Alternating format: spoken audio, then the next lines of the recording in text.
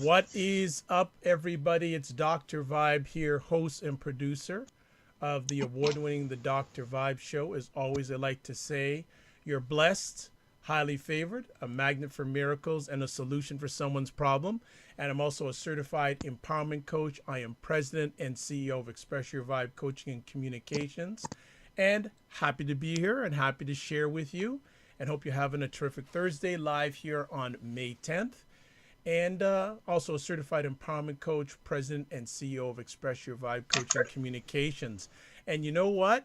2 times can be a really good thing. And one of the reasons is that Jazz Keys is back. She was on last week talking about Black women not trying to be a superwoman and to take off their cape. And she's back again, and she's become a friend of the Dr. Vibe Show. Her and her president, who's not in the room right now. You know, the president of the Jazz Keys compound is in hiding right now. But Jazz is a clinical psychologist, certified life coach, author, motivational speaker. She's recognized for her work as a community activist. She spent the last 10 years of her career focusing on empowering the lives of others with an intense focus on women, people of color, and children. She's been honored as a neighborhood hero by ComEd for her involvement in numerous community-based initiatives. She supports her clients with the necessary tools and techniques to awaken their divine energy, heal their open wounds, and create an aura of love, compassionate, and tranquility. She's so compassionate and so tranquil. You know what? She's so cool. There's an old Babyface song called "The Cool in You." Maybe he wrote that for Jazz. Maybe that I'll is, you know? take it. Yeah, and she has been featured in Jet Magazine, Black and Married with Kids. Also, she's now being featured regularly on Ebony Magazine's website. And she said she just got the shipment in for her first book. Yay! If We Knew Better, the Soul Cries of the Women of the Past and Present.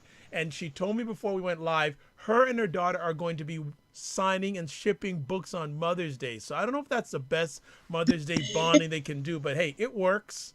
It works, you know? And she's also preparing for a PhD program in fall 2017, which means that I got to get her on as much as possible before the fall, because fall time, she's going to be in lockdown. So, you know, she's studying to receive her Doctor of Philosophy in Marriage and Family Therapy with a specialization in couples therapy. She's devoted a great deal of time and energy mastering the art of communication to create healthy, dynamic, long-lasting relationships and to help others do the same. And you know what? She's been busy like crazy since last week. So, first of all, thank you so much for coming back. I appreciate it and don't take it for granted. Absolutely.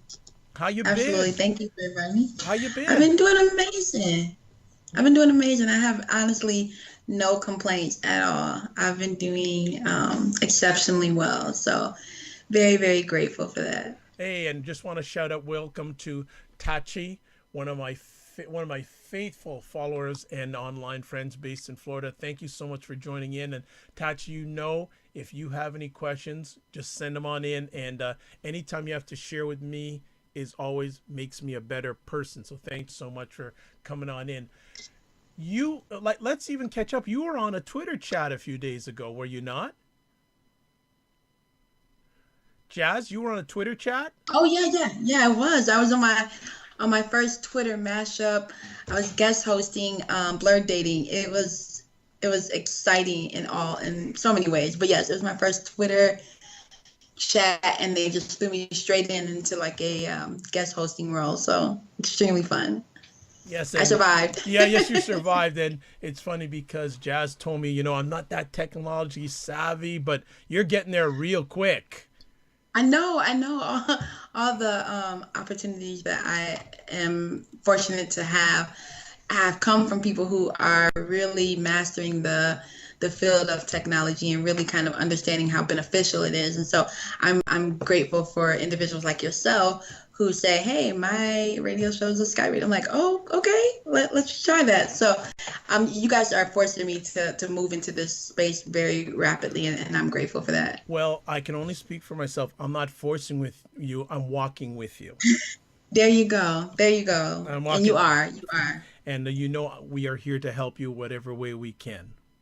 I believe that, truly. Thank Excellent. you. Vice versa. How did it feel to receive some of those books? Oh my gosh, it really felt amazing. It's just one of those things that you just kind of have to keeping yourself encouraged and empowered through the process. And writing the book is just one process, and then the editing and design is another, and then the marketing and then the sales, and so with all things kind of speaking into existence, hopefully as we progress forward in our careers and branch. And I say us, I mean me and my daughter and I, we get to have someone who can oversee that for us. But right now, we're getting the experience of bonding through the entire process. So we are kind of like cheering for the fact that here it is. Now we get to really put our books out there and mail them out and all that part. So it's exciting. I have a favor to ask. Sure. Can I get you on the show to talk about the book at another time?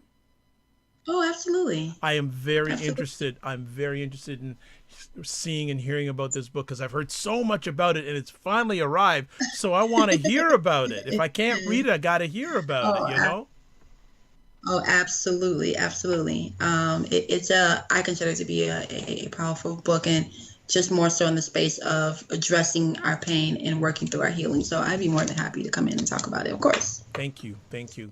Well, tonight you're taking, just another small subject of how can African Americans break the cycle of inherited poverty?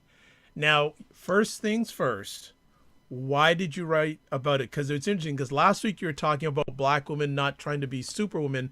Now you're taking even a bigger subject about breaking inherited poverty. So what's the story behind this article before we get into this article?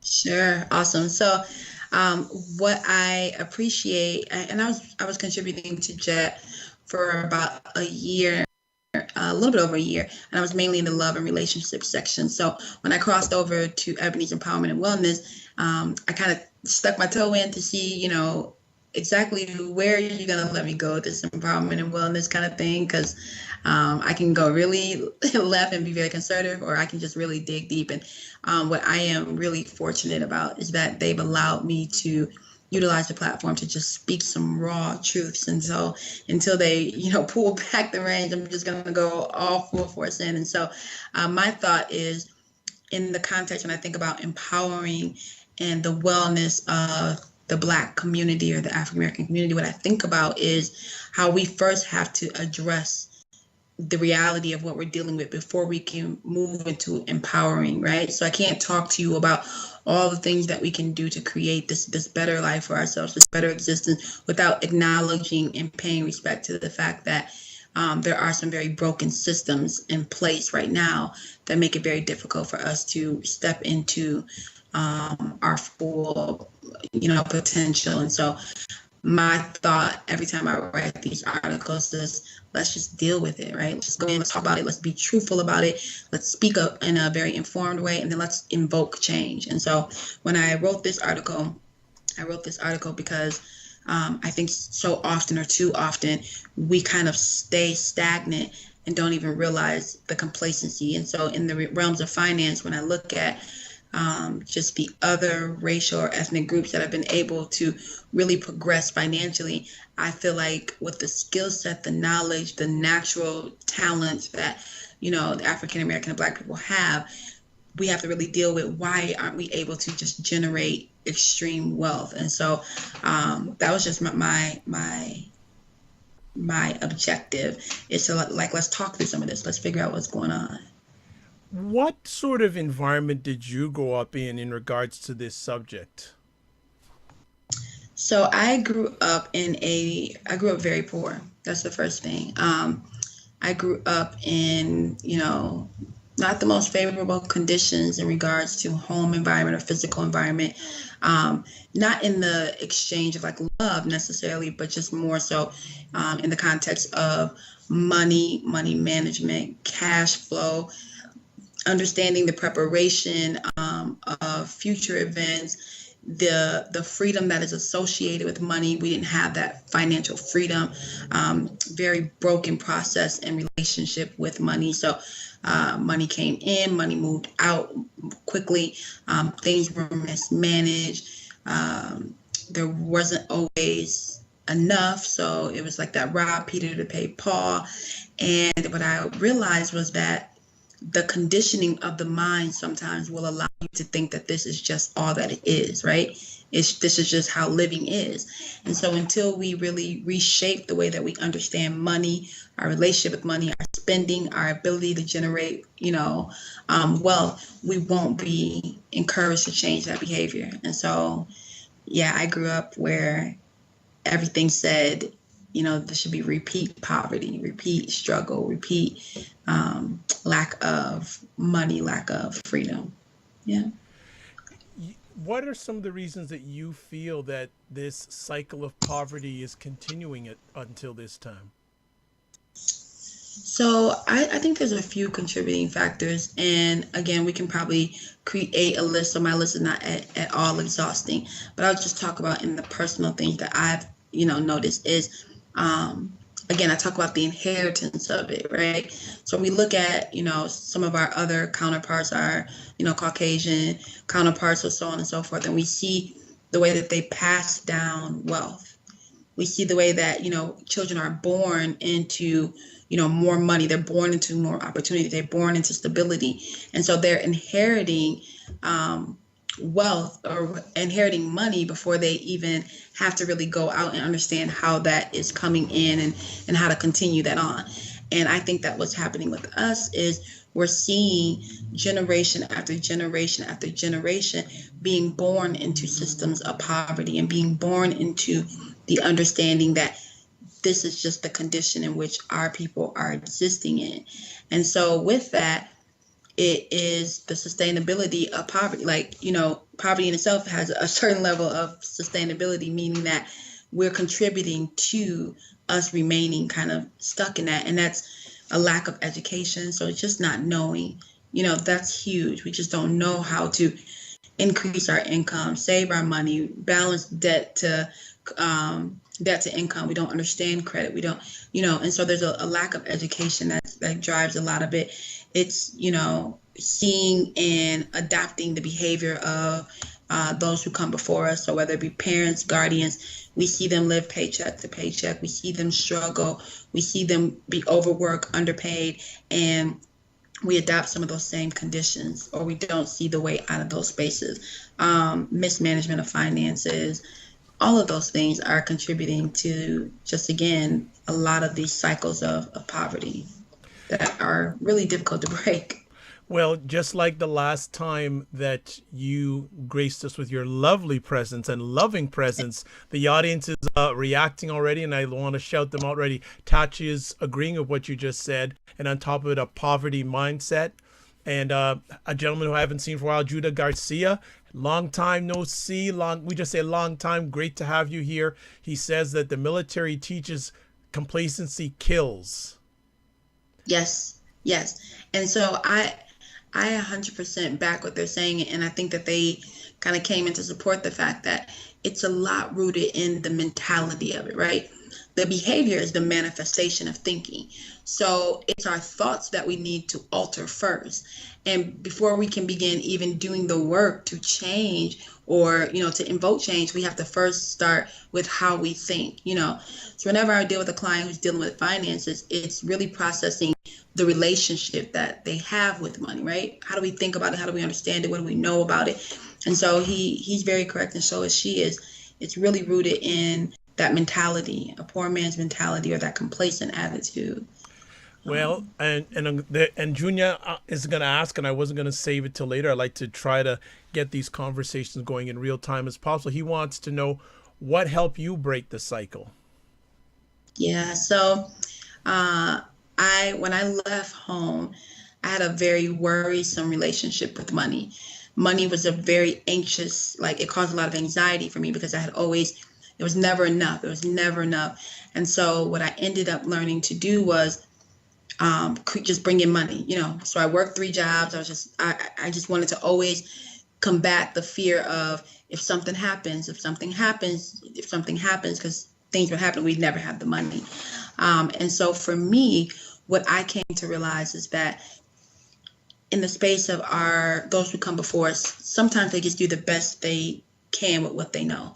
And so I feel like my parents did the best they could with what they knew, but they just did not have great money management skills, and they just didn't know how to, create wealth. And so I became very studious. What drove me was knowing that I didn't want to live the anxious life of always being concerned about finances.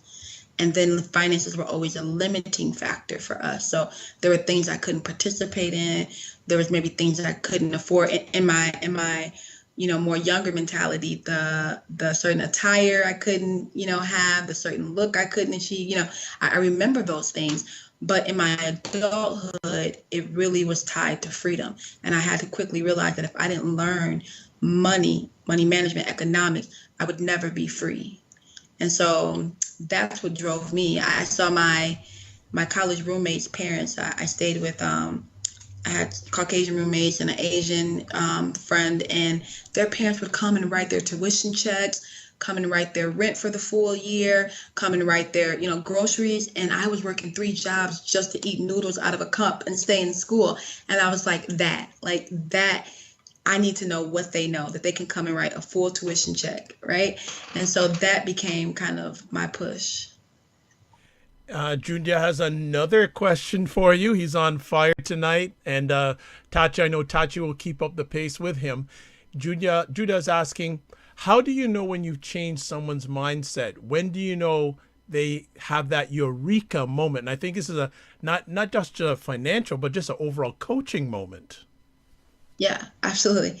Um, to me, that aha moment is when someone can process or embrace the idea of shifting their behavior.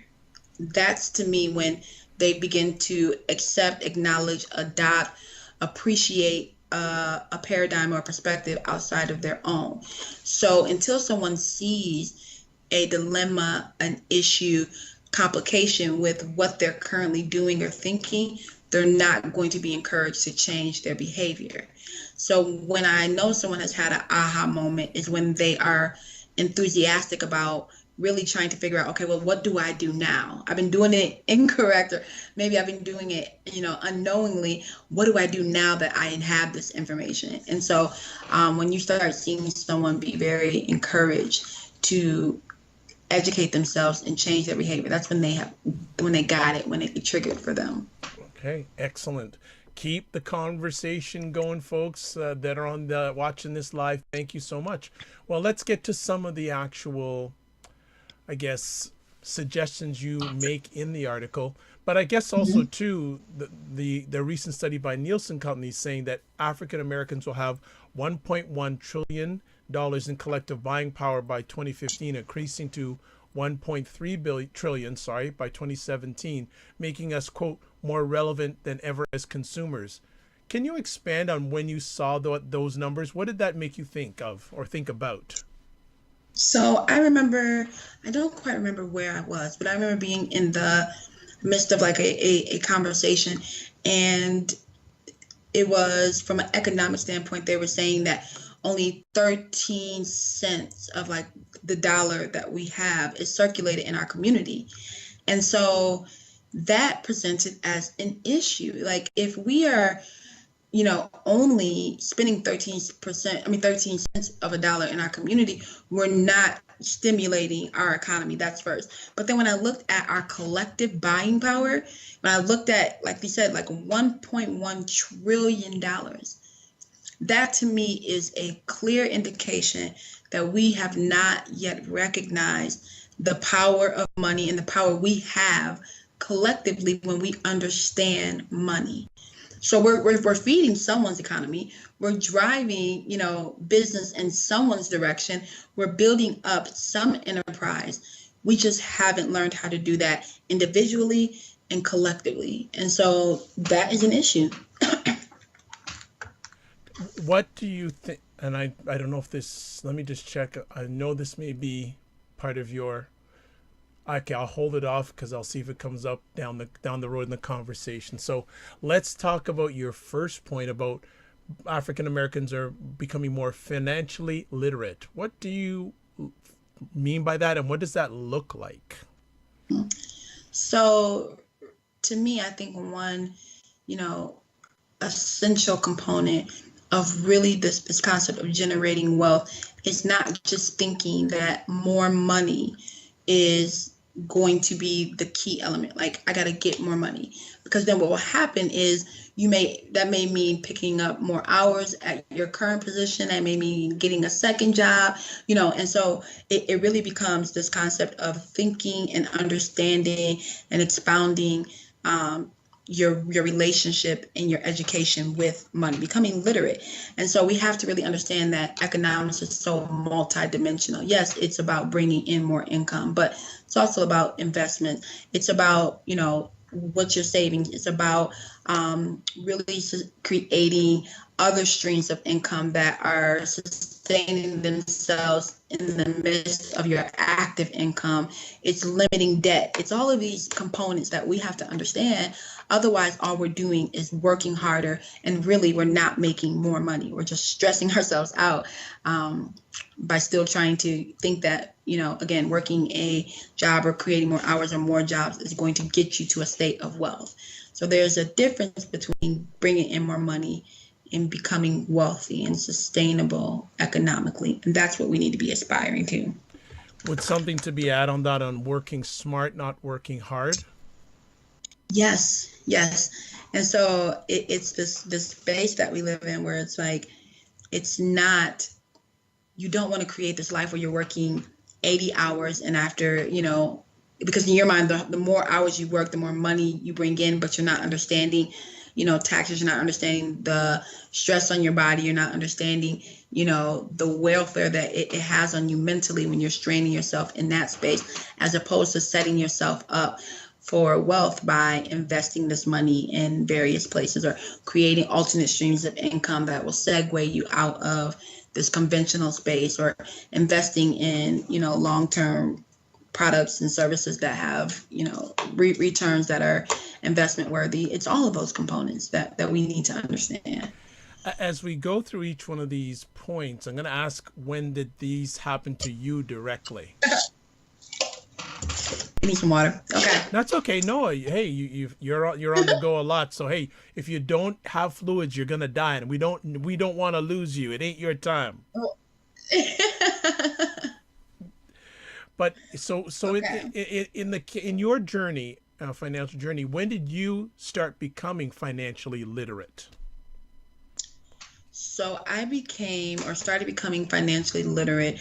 So I've always naturally understood that I didn't want to be poor my whole life, right?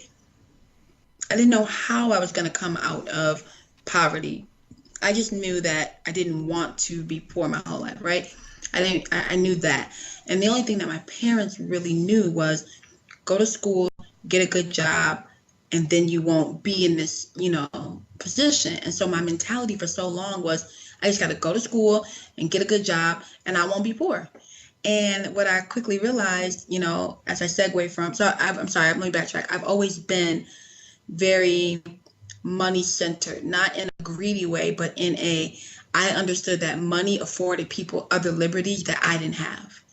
And so for that reason, I've always been very geared towards generating income.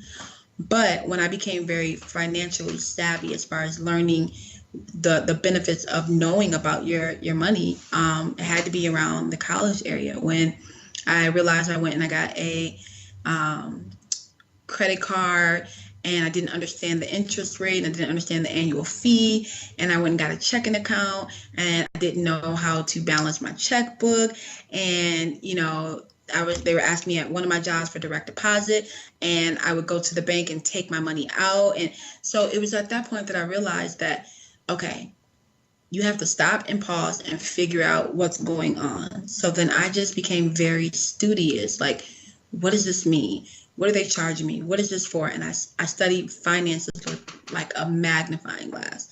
And so once I put those two together, figure out how to generate income, and then figure out how to be wise with the money that you bring in, I began to really create, again, this freedom, and then the freedom is what really, pushed me to continue to understand and work towards this wealth kind of generating attitude. And so that's what I do with my daughter now. So it was around that time when I realized that I had no idea.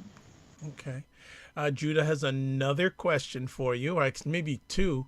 How much of a factor would political power or education help our cause? There has been a few times we have started pro-black communities but have been, quote, blackballed, unquote, or received less funding. Do you have any comments on that? So the reality is that economics drives everything. At the core of most major systems, whether you're looking at education, whether you're dealing in the political realm, whether you're talking about jail systems and the incarceration, whether you're talking about the medical field, economics drives so much. And so that's why I pointed out our buying power, because I wanted us to be aware that if we could collectively figure out how to come together in a way that is trusting, and if we could collectively figure out how to come together in a way that we could really maneuver more with what our buying power is, trillion, we'd have more say so. And so we can rally, we can march, we can protest, and yes, a lot of that does have power, and it brings awareness, and it cultivates a culture of unity. However, at the end of the day, what's really evoking or able to evoke change is economics. That's what he's talking about, the blackballing and all of that. It's because money moves this world. And so that's why it's so important for us to understand, not just on a personal level, but how everything that is around us is so intertwined with the dollar. Well, and it's interesting because we live in a capitalistic system, and possessions are valued more than people, unfortunately, in a lot of cases. Yes. But even in those human capital is very low. Yeah. It is.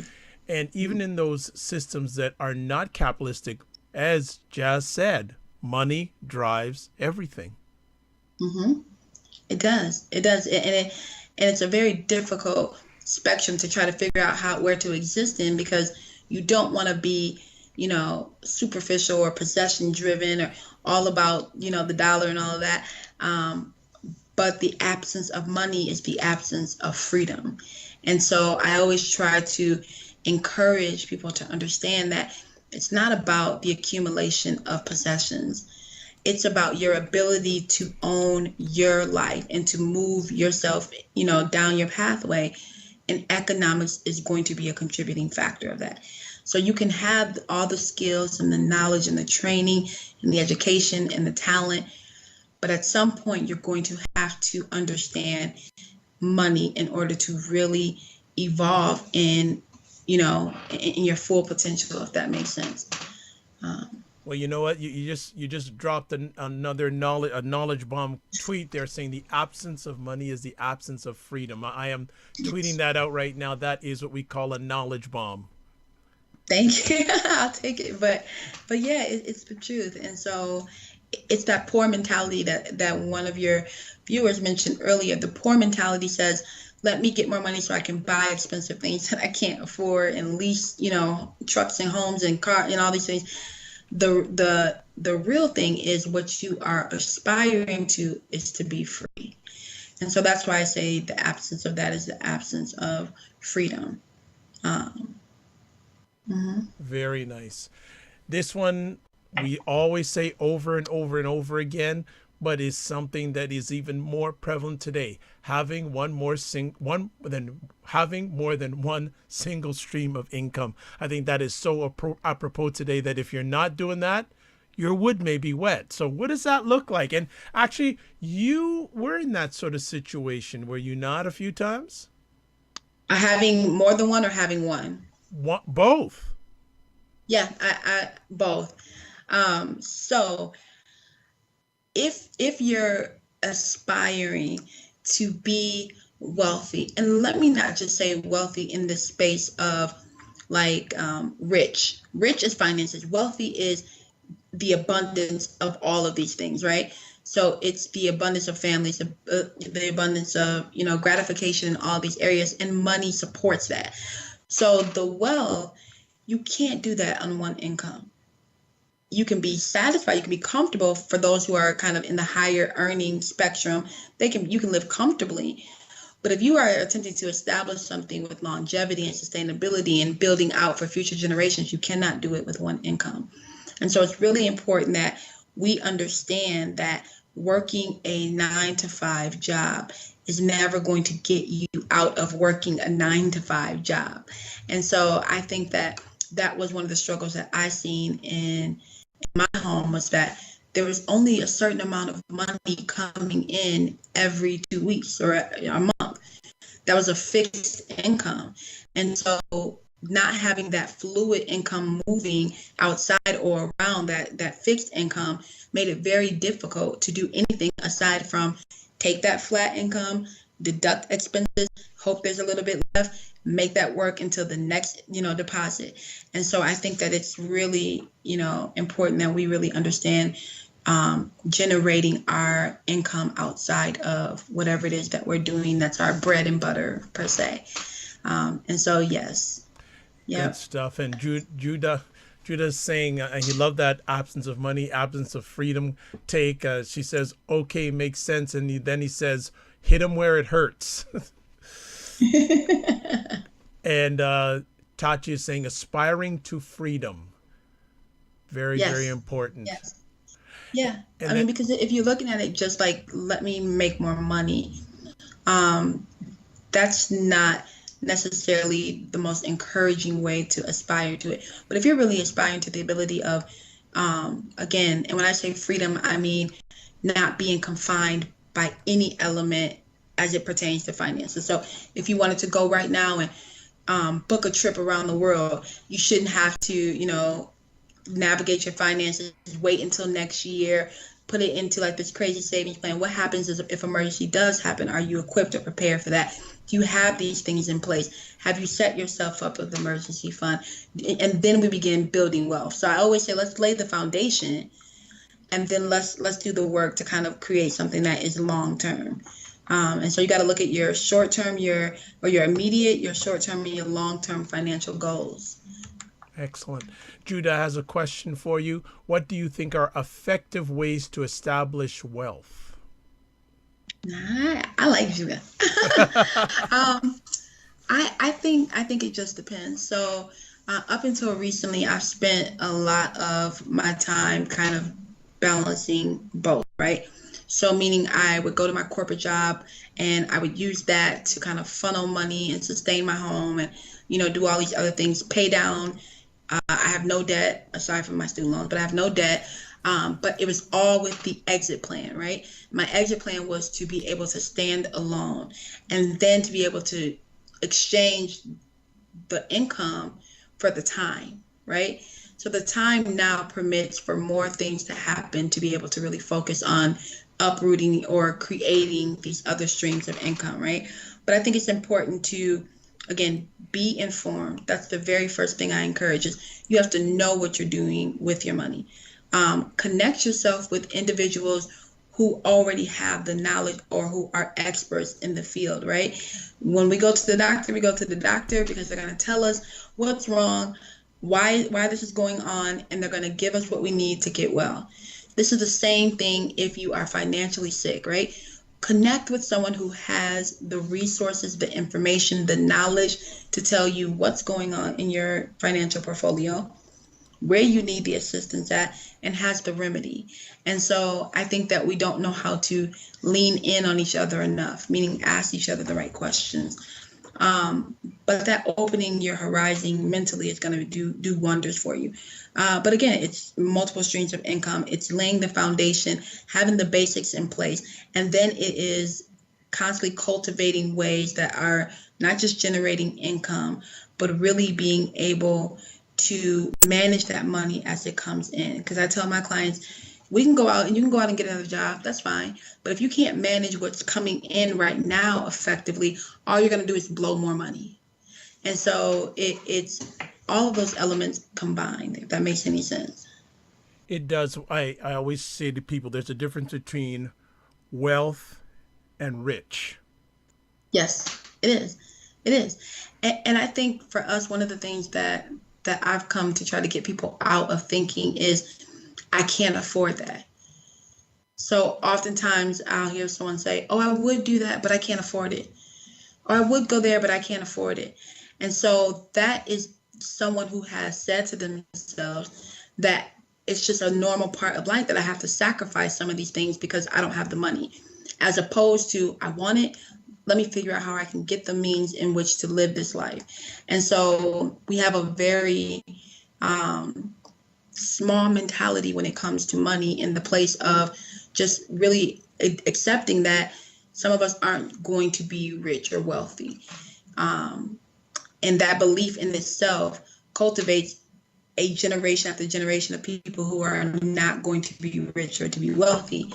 And I think we really need to shift that mentality. Good stuff. Keep it going. Let's just see what you have on the list next. Judah saying, stand on the shoulder of giants. Yes, I like that quote. Yes. I was waiting for Tachi to come in, and Tachi has a question for you. It's going to be another Wednesday night. You know that. We should just do Wednesday nights together, right? There we go. I'm here for it. All right. Tachi is asking, how do we begin building generational wealth? So I think that one of the most powerful things that we can do, especially when we're thinking about longevity, is we have to begin pouring what we know into children immediately. So I think sometimes, and I'll take this a different direction and kind of land the plane. I'll bring you back around. But I tell people, don't ask your children what they want to be when they grow up. Ask them what they want to be right now, and then empower them to do that, right? Because what happens is when we ask them, what do you want to be when you grow up? We're telling them that they have to wait until adulthood to experience success, right? This is the same mentality with anything. When it comes to our children, we have to stop waiting until they encounter an experience to teach them after they've learned it the hard way, right? So right now, if you were to talk to my daughter, she would say, because she has her own little business, and so we talk about money. And I say, okay, Hanadi, you've made this amount of money. What do you do with it? She'll tell you. You pay those who you owe. You reinvest in your business. You save, and then you can take a small percentage should you choose and do something for yourself. She's 6, but she understands you don't have any debt, so you pay who you owe. That's your first thing. You reinvest in your business. So you reinvest in the things that continue to flow your income until they don't require the money. They just sustain on their own. So she understands reinvestment, save, and then I can take a small piece of it and I can do something for myself should I choose. So in order to create generational wealth, it requires us to first get the information that we need, begin the process, but stem out to our children as soon as possible, right? Teach them money as soon as possible. My daughter knows her numbers. She knows how much she is bringing in. She knows how much all of her classes are. She knows the cost of her books. She knows her book sales. She knows her numbers. Wow. And that is the mentality of a child who mother came from a potentially situation that could have really taught her something completely different. So as soon as we grasp the knowledge, we have to give it to our children. Nice. And I love the way you put that. I think it's not the usual answer I hear to that about generational wealth, and I like that. Ask your kids what they want to be now, not wait. Don't ask them what they want to be when they grow up. Ask them, what do you want to be right now? What are you aspiring to do with your life right now? And then make that happen. My daughter has wanted to be I can't tell you how many careers she changed, but when she wanted to be an astronaut, we took cardboard boxes, we made a spaceship, we went and got a telescope, we looked at the stars, we studied astrology, and she was 5. And then in 3 weeks, she wanted to be a veterinarian, and we, played veterinarian with all of her stuffed animals, and she studied the different, anatomy, and she wanted to let me know she knew all the names of medical equipment. And then her change, and now she's a chef. And whatever it is, what she is already knowing at 6 is I can literally be anything I want. So it doesn't seem so far-fetched, because if I want today to be that, that's exactly what I'm going to be. But she knows money, and she knows numbers, and she knows that my work equals my income. Like, she's already understood that I can work and I can make money. I think she asked me to take her she asked me to take her to eat somewhere. And I said, no, we can go home and eat. I said, do you have money? And she said, well, didn't I sell some books today? And I'm like, well, you're absolutely correct. But what she understood is my work generated my income. I want to spend a little bit of that on this. And so, yeah, it's just really powerful to create generational wealth, is to pass down knowledge. And then when we can pass down money. Excellent. Judah saying that, nice. I had my daughter start her own business last year. I told her I will be the last Yeah. Dom Garcia. She's 13. And she says, what you're sharing is great thinking. Yeah, absolutely. I tell anyone, if I'm fortunate and if I'm doing this right, which I believe that I am, she'll never submit a resume for employment. Wow. She'll never submit a resume for employment. That is my goal. Nice. Nice. Mm-hmm. Let's get to number 3. This is epic. This is really epic. I'm enjoying this. I'm going to have to, like I said, I got to start booking you consistently on Wednesday nights if you have time. I'm here for it. All right. Let's do it. All right. We'll chat after. You are on Fire, and that's FIYAH. Gonna put in my calendar jazz time, 9 o'clock Wednesday nights. No one else can have it until she lets it go. Awesome. Number 3, invest in life insurance and a retirement plan. And I think this is a very, very big one, because one of the gentlemen who used to be regularly on, I have a weekly conversation on Sunday nights. Black man in Denver, Colorado, said something a little while back that's so interesting. He said, too many black people die with a bill, not a will. Ma'am, yes. I say this, and it's a little bit of a dark humor, but it's fact. I say that I'm worth more to my daughter, dollar amount, in my passing, right? And it's a little dark in that space, but what I mean is that I have made sure that if for whatever unfortunate reason I do get out of here, and that she's taken care of for her life, not just my funeral expenses, but for her entire life. So I think that it's really important that we understand life insurance, right? And a lot of us blow life insurance money in a fast food line, right? If you get life insurance, ailing or failing health doesn't have to be our reality. That's a whole nother topic. This idea that we have to get old and get sick, that's completely different. But, the reality is that in our prime, in our youth, or in our young ages, or even in our 30s, 40s, 50s, whatever, let's get it when we're young, right? Because when I pay for life insurance right now for a substantial amount to sustain my daughter is pennies to what I spend on a regular, right? But it is a bill that I make sure is paid every single month. And then she has life insurance. So God forbid I have to bury my child. She also has life insurance policy, right? And so I think it's really important that, like he said, we aren't dying with bills, but with wills and with things in place to sustain our family. And it's very interesting because for people who do not know, I'm based here in Canada, and we are looking what's going on with health plans or health policies in the United States. And wow.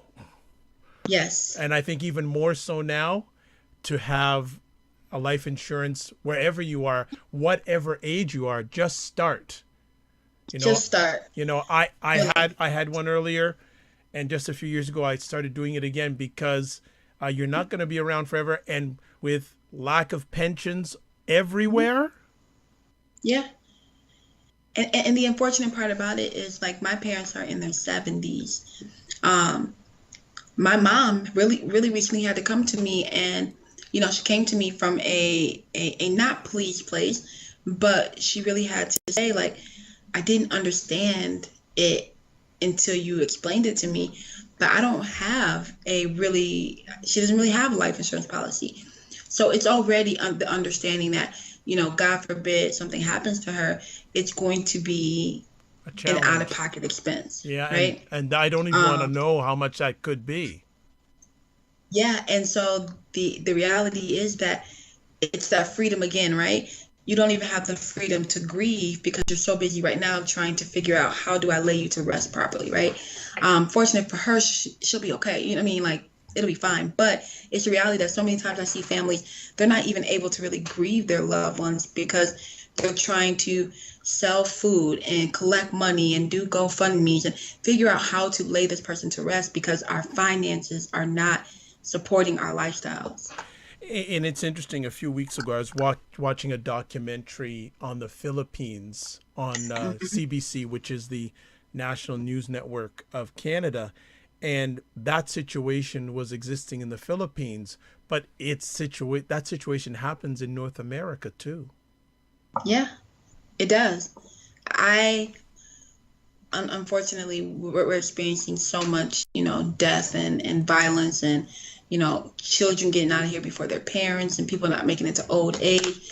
It's just becoming so recurring that it's almost a norm in our space. But what's even more tragic is there's not the proper things in place to sustain your family should something happen to you. And so for me, when I think about my family or my child particularly, I already couldn't fathom her attempting to figure out how to, navigate life without her mother, let alone I pass and then she has to be reduced to a state of poverty, you know what I mean? Or be stuck in poverty. And so I think it's really important that we understand how something so small can be such a value to our livelihood, our children's, our families. Yeah. I think it's one of those areas. Look at it as an investment, not an expense. Yeah, absolutely. Absolutely. Okay, we are just flying along here nicely. Your next conversation piece is you're asking Black America to think beyond your own prosperity. What does that mean and what does that look like? Yeah. So I think that I'm always a advocate for, self-sustainability first, right? So the concept that before I can, save you, I have to put my gas mask on, right? But there becomes a point where we have to get away from this very self-focused style thinking. So acquiring land, growing our own foods, being community conscious, being thoughtful about the passing of knowledge, minimizing debt, thinking beyond just the small level of I just want to have money, right? And then I don't know if it's actually kind of pushed in here, but like the group economics. So I read something about a couple of different things. I read something about Denmark being one of the happiest places in the world. And I did some research to really try to understand, well, where's all this pleasure coming from in the space of Denmark? And they have a very group economic style culture. And they do things where it's like community living, where it's me and my daughter could exist in like a large space where we all are focused on pulling our resources together. So I'm renting a small space for my child. She has her own bedroom, whatever the case may be. When she goes outside, she's in this large gated community, but it may be another parent's job to watch them play outside while it's my one time a month I have to cook dinner for the entire community, or someone might help them for homework so, the mothers can work late, whatever the case may be. But what they have realized is this is really hard doing it on our own. So let's pull together and experience what happens when group economics. You see the same thing happen when we see multiple families in one household. It's this idea of, okay, let's contribute for our space in this entire, home.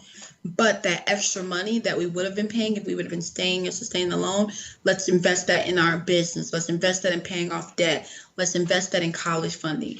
And so we have to get to a place where we understand the value of group economics. What do you think is preventing us from getting to that point of understanding group economics? We have a deep level of just fear, and we're not trusting of one another, just within our community space, right? We're just a very divided, minority group, a very divided group of people. And so I think that is reflective in so many areas. It's reflective in all of those spaces and including our finances. So the likelihood of us saying, you know what, brother, how about we do this? What about we go and we invest, we buy this land, we stay here for a while, we all pay, you know, one third of what we would have paid to stay alone. We pay off this home in a year, we rent it out, we divide that income. It's a very open concept for closed-mindedness. You know what I mean? So if you're in this space where you're very self-thinking and you're very untrusting, trying to introduce things that are collectively based or driven by a collective is very difficult. Me, however, I get it. Well, and it's interesting what you just shared. And Judah has an interesting point saying people will label that socialism. So, yeah, I agree. I agree. I think for me, I've seen it be successful. And so one of the things that we have to really adopt in the aspect of really trying to understand just where we are, where we have the potential to grow as a people, is it requires more than like just you know? And for me, I think that I've seen it work. I've seen other cultures do it. I've seen friends do it. So I've seen like friends stay, then their fiance and their kids will stay with their parent-in-law until they have enough money to pay off like an entire, you know, half of their mortgage. Meanwhile, we consistently rent on a day-to-day basis. And so I wouldn't necessarily consider it to be socialism. Well, yeah, I would. Yeah, but here's a point that some people may say that, okay, how has I like the idea of being community owned. I'm not opposed to that. You know what? But some people will say, well, look at the results Black America's had with capitalism. Yeah, it's not working for us. It isn't. I'm not opposed. I think that it's actually something that we should really consider and really think about in the space of community driven, community owned, us regulating from the inside. And so I think that it has more power than we think, right? And so again, it's breaking down some of these really like small-minded thought minds. process. So yeah, Thought process. Yep. Judah says, being from the Caribbean, we've done that, and I'm still doing it now in America. And I think labeling it as socialism, there's already a lot of aspects that go on in North America right now that you could label socialism, but they work. How you say families living together till they can work. It works, right? Yeah. It doesn't matter what you call it. It's like when I'm a certified coach. Jazz is a certified coach. We coach for results. We don't care what the name of it is. Yep. You coach for results. Yes. And sometimes it is the language that creates a barrier before we even expose ourselves to it. And the reality is that a capitalist society benefits from us believing that socialism won't work or can't work. You know, if we continue to be money focused and feed an economy that, you know, speaks to our insatiable need to compete and to have, you know, pricey things and to be flashy, then socialism or the idea of community regulating us isn't something that capitalism can benefit from, if that makes any sense. Well, and the funny thing is, in capitalism, the government regulates you anyways. There's already regulations in place. Yeah, right? It is. And those regulations don't benefit you. There you go. Some more comments here. And Judah and Tachi, thank you so much. I know Jazz really appreciates the comments and the feedback. I do. And I know she likes it in a different way than when she does her Twitter chat. She likes the interaction, etc. And you can tell by her wonderful smile how much she appreciates it. Judah, I'm trying to learn how to see their interactions too. That's something that you and I will have to work on. But I'm trying to learn how to see their interactions. But you're doing a really good job of feeding it to me. So absolutely, yes, I am appreciating it. Yeah, Judah is saying when Tachi says exactly when. Judah says, when the market crashes again, we may have to go back to basics, barter. I think that's already happening. I don't think for a large amount of the population, they're already doing the barter economy, big time. Yeah. And Tachi is saying, we as Black people by nature are a communal people. And Yes. I'll just add on to that. It's very interesting. One of the books that impacted me greatly many years ago, when I had hair, when I graduated from university, and I said I didn't want to read any more books, there was a book I read called, oh gosh, Black, Obsolete, Single, and Dangerous, and talked about the Ooh. African American male in, or the black man in society. Um, no, I won't pull it out, but I could pull it out. Uh, that said that one of the challenges that blacks have in North American society is blacks' heritage is communal, whereas European society is individual. Hmm. So it's trying to put a So round peg in a square hole. yeah, and so I think that there is this really huge disassociation between blacks not understanding, yeah, and I don't even want to say understanding, so I'm going to be very thoughtful about my language, but disconnecting or disassociating the fact that we are African people who just have not had the privilege of understanding our culture and our origins, right?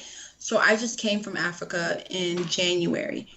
And when I tell you the empowerment I felt just being there, and it was because it is so community based, right?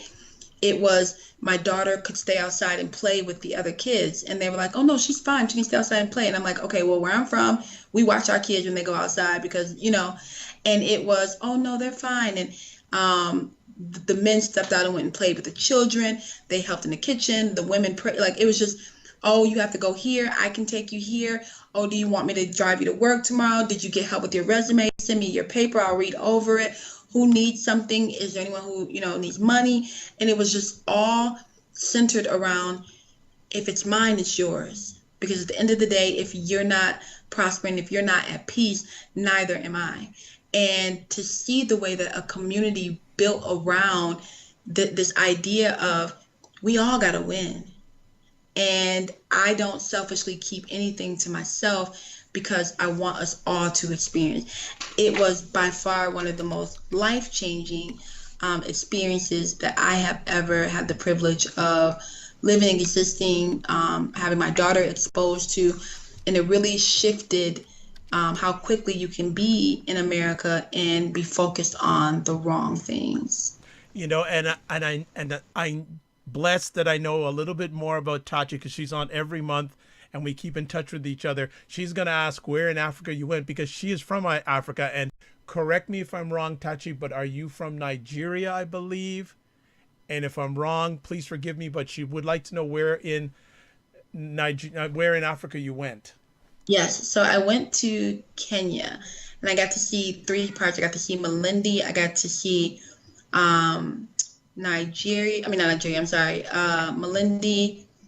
Where else did I go? Nairobi, and I went one other place. I'm sorry, I'm drawing a blank. That's all right. But I got to see the countryside, I got to see the city, and I got to see the beach area. But in every place that I went throughout Kenya, I got the same feeling of um, just family. Like it was like as if everyone became like your uncles, your aunt. And I think one of the gentlemen there said, he said, "I'm sorry, but it's hard being a child in Africa because everybody is your auntie and everybody is your uncle."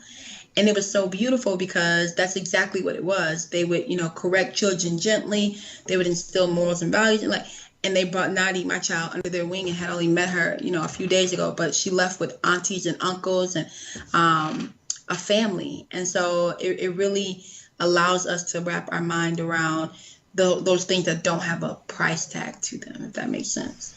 Absolutely. And Tati says, LOL, we don't want to frame Africa as a monolith. And I feel good because I got it right. She is from Nigeria. Yay! I got it right. Well, we're doing great. Let's see what we have next. And it's your final area that you want to share with. And I'm just bringing it up right now, if my computer will behave. From small business to enterprise. Yes. So I wanted to encourage those of us who are coming around that bend of understanding that, okay, so maybe going to school and getting a good job isn't, necessarily the pathway to wealth or to success or the only pathway. And for those of us who are beginning to understand the concept of do for self and really empowered to do that, is let's do it, let's do it big, right? So let's not just adopt this idea that we are small business owners. Yes, it starts with a small business seed, but let's exist in a place that allows us to really build out small businesses into big enterprises. Excellent. And I see the president of the company has entered the room. Yep. Here she is. Okay, well, that means to me that we gotta wind down soon because the press is in the building. Right. Oh, you can wave. Yeah. Hello. Hi, how are you? Good. Good. How's the business? Good. I believe it. I believe it. So you gonna become a coach one day? Are you gonna do a life coach like mommy? Yes. Ah, there you go. There you go. Excellent. Well, this is such. Hey, how come you? Does mommy let you stay up late? She stays up late to do her work. Oh, so cute. So cute. Well, as we wind down this conversation, since the president is in the building, what has been your response to this article? This article was received extremely. It was really well received. I think that it drew attention to conversations that a lot of us have wanted to have. I think it pointed out some key points of really growing and expanding your business. And I think that it really worked to combat the idea that, a lot of us have inherited some of this debt and some of this broken thinking and some of this financial mismanagement. Are you still working? Yeah. Okay. So that becomes a lot of that element. Man, you're a star. Everyone wants to attract to you. You're on fire. Oh. I'm telling you. Well, you know what? I usually put my little sign on my office door, and so that keeps it out. And I think what happened was I was rushed, and so no one saw the sign. So No problem. Well, you know what? I don't want. But my little one feels like whenever there is an interview going on, she is supposed to be part of it. So that is why she became very intrusive. Well, you know what? She's part of the success, so she is welcome in anytime. Yeah. Anytime. Thank you. Well, I know that I don't want to interrupt on your family time since the boss came in. So, do you have any last comments you'd like to share with our audience? No. Just really the idea that I think that these conversations do a really good job of transmitting knowledge and information. And so I think that it is really valuable for those of us who are on the verge of bringing in new insight and new information to be very thoughtful about continuously passing that on to others. Wonderful. Well, Jazz, I'd like to thank you again for just rocking the house. You have a way of just getting people to ask questions and incite conversation. I'm truly thankful for that. So how can people get in touch with you if they want to find out more? Oh, yeah, absolutely. I am at Jazz Keys on everything. I'm at Jazz Keys on Facebook. I'm at Jazz Keys on Instagram, Twitter. My email is info@jazzkeys.com. And then my web address is www.jazzkeys.com. All right. And Judah is saying thank you. Thank you. Thank you guys for engaging. I enjoyed myself, and you guys asked really powerful questions. Wonderful. Well, when we finish, I'll see if I can get her back on again because it seems that she's claiming Wednesday night, folks. It sounds like she's putting a claim on Wednesday night. These are really great conversations. I'm really open to that, especially once I learn how to read everyone's comments and I learn how to bring people into the conversations. Yeah, we'll work on that. We'll get that. Tatya's saying thank you so much. So I am Dr. Vibe. I'm host and producer of the award-winning Dr. Vibe show. If you want to touch base with me, best ways are Twitter at drvibeshow. Email address is dr@thedrvibeshow.com. Website address www.thedrvibeshow.com. I'm a certified empowerment coach. So if you want a complimentary session, 30 minutes, just touch base with me. I'd love to do it because I'm a firm believer that the more empowerment you have in your life, the better you can be for yourself and for others. If you want to catch replays of my conversations, they're all different platforms, from YouTube to Apple Podcasts to iTunes. Now, iTunes doesn't. I keep on getting iTunes. It doesn't exist anymore. There's iHeartRadio, Tuned In Radio, Stitcher. There's Google Play. There's a myriad of other things. Good Men Project, also WJMS Radio. But just go to my website address, put it in your favorite search engine, The Dr. Vibe Show. I'm very Google-licious. So just before we go, let me just promo upcoming conversations. Tomorrow night, 7 p.m. Eastern Time, we have a really interesting conversation.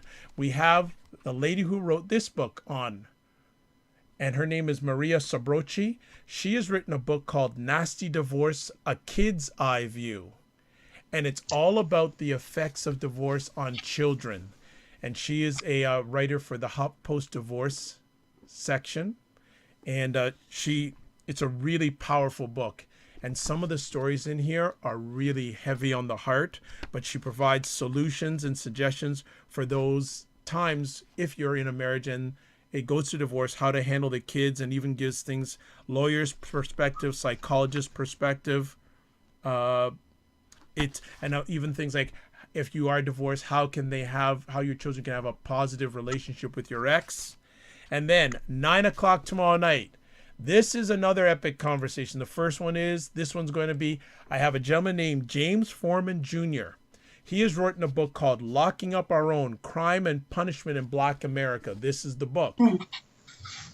He is a lawyer based in Washington, D.C., and he spotlights how blacks did not do the best of jobs when it came to crime and punishment in Washington, D.C. over the years. Just a whole environment of crime and punishment in the Washington, D.C. area, how there were some misgivings by blacks, misgivings by whites. This is a powerful book.